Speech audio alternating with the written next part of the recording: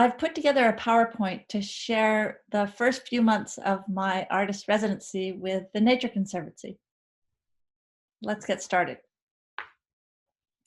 I rounded a bend, the path leveled out, and I started looking for my old friend, a huge dead standing maple that every time I pass magnetically pulls me near. With a pencil, sketchbook, and camera in my backpack, I've set out looking for patterns in the woods this fall. It's a chance to see beyond the surface. The patterns hold me, their endless variety, their ability to seem the same and yet always be different. How does nature do that? Why?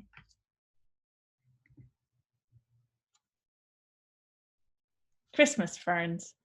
Their greenness stands out clearly among the fallen leaves. I started drawing them and then photographing their silhouettes. Can you see how the fronds attach to the stem at the base, at the very bottom of the leaf, right here? I'd never noticed.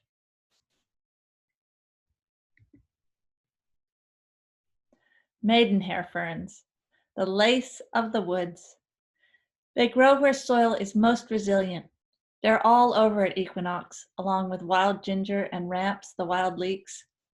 Does all the diversity, the very health of the soil, change the air?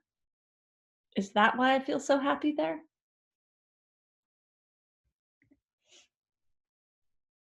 Tip-ups, a below the surface view into masterful intertwining and coexistence.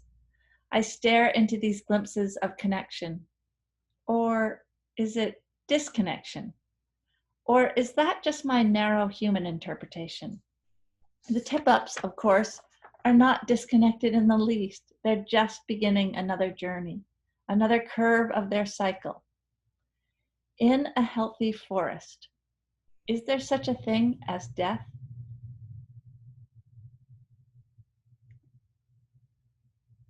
Birch bark.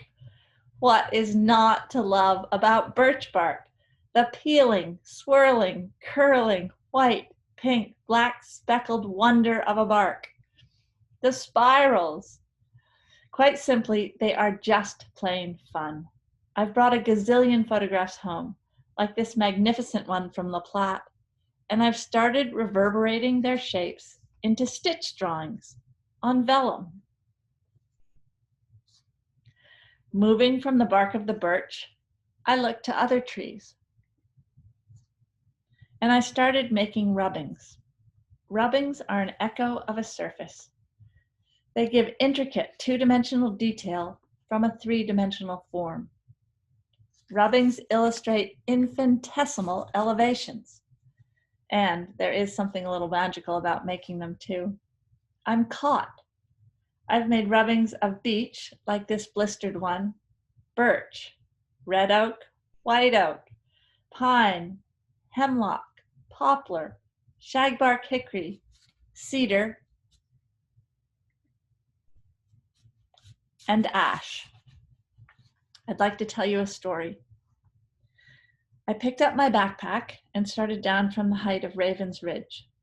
It was late in the afternoon and the sun was getting lower in the sky, but it was that warm week in October, so it was hard to hurry. The path goes right by a downed ash, a tall tree, now horizontal, and that long horizontal surface drew me in. I put my backpack back down, took out the roll of paper, and began the process of doing a rubbing. I secured the paper to the tree and was reaching for the rubbing crayon when a young family came down the hill. I was on the ground next to the tree and at about the same height as their young daughter. She looked at me, our eyes met, and she asked, "What are you doing?" I explained about rubbing the crayon on the paper as a way of working with the tree to make a drawing of the bark. I answered the question, but the question lingered. Her parents and I began talking about the technical aspects. They asked me about the crayons I was using, lumber crayons made from pigment and clay. They work well and don't smudge too much. They knew all about them, although not for making rubbings.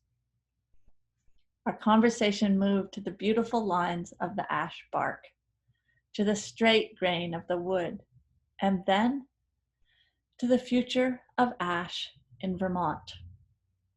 I said offhandedly, and I am doing a grave rubbing. We all stopped. We just looked at each other. Our eyes welled up, and we were filled up with a kind of grief. One moment spilled into the next, and then the next, as we collectively shared the imminent fate of the ash.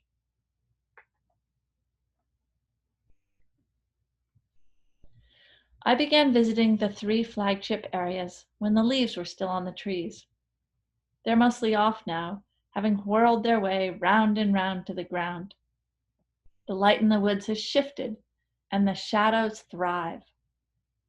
I'll continue to follow these 3 places through the winter and on into spring. At the end of each season, I'll be putting together a journal, a visual journal.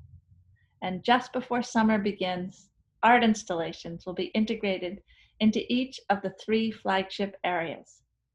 I'm developing the ideas right now and look forward to sharing them with you. Finally, I'd like to read a poem by Cora Vale Brooks. It's titled, No Two Are the Same. Each steep hour rises or falls into or out of the next, while we do what has been left for us undone. Thank you for listening.